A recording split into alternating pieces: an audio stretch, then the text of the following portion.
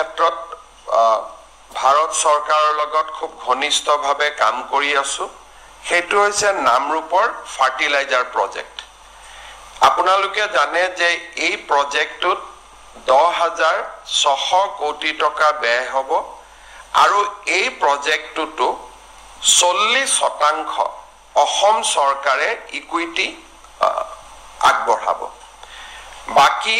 বৰ্তমানৰ যি BVCL Brahmaputra valley fertilizer corporation limited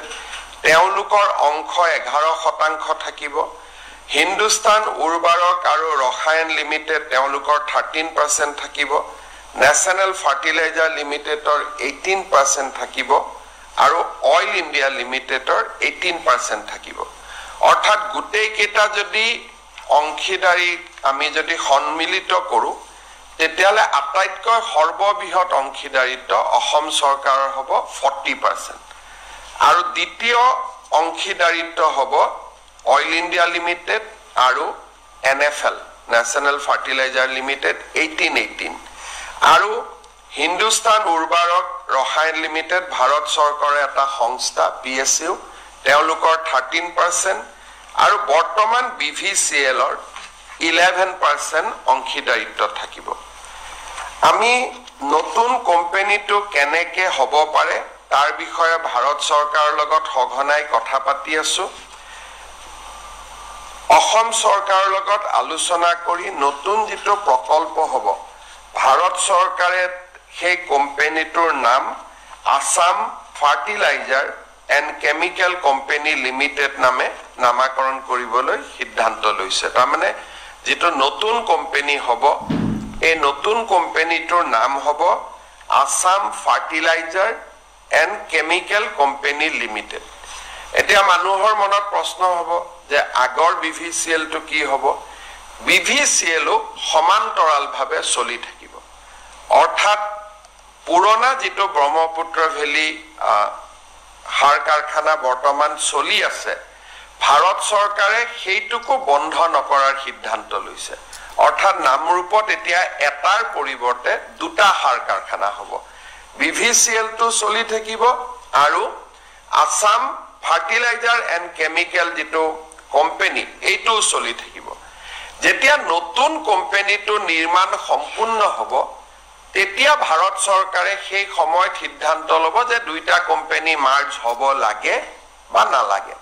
অন্তত 5-6 বছৰ BVCL সমান্তৰালভাৱে চলি থাকিব নতুন কোম্পানীটো BVCL ৰ অংশীদাৰিত্ব থাকিব 11% আৰু তেওঁলোকৰ নিজৰ ফাৰ্টিলাইজাৰ এতিয়া যে প্ৰডিউস কৰি আছে 3 লাখ মেট্ৰিক টন হেতু চলি থাকিব নতুন কোম্পানীটোৱে ফাৰ্টিলাইজাৰ কৰিব 12.7 লাখ তাৰমানে যদি দুইটা লগ লগাই দিও ই 15.7 লাখলৈকে ই আগবাঢ়ি যাব দেশৰ ভিতৰতে one of the largest fertilizer company ই হবগৈ এই কোম্পানীটোৰ JV এগ্ৰিমেন্ট নতুন কোম্পানী ফৰ্ম কৰা এই গুটেই কামবিলাক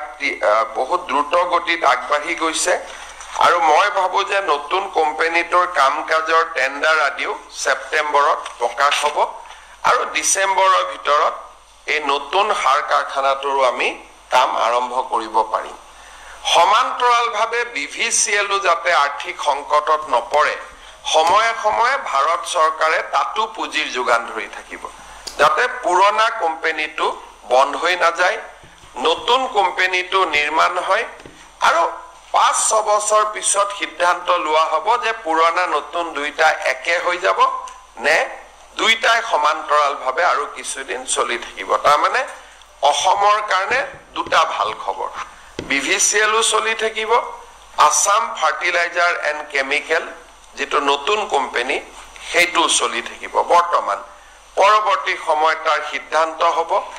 নতুন কোম্পানীটোত BVCL ৰ 11% অংশীদাৰিত্ব থাকিব অসম চৰকাৰৰ 40% অংশীদাৰিত্ব থাকিব এই দুইটা কথা আমাৰ খুব বিশেষকৈ বায়ো ৰিফাইনাৰী নামৰূপৰ সাৰ কাৰখানা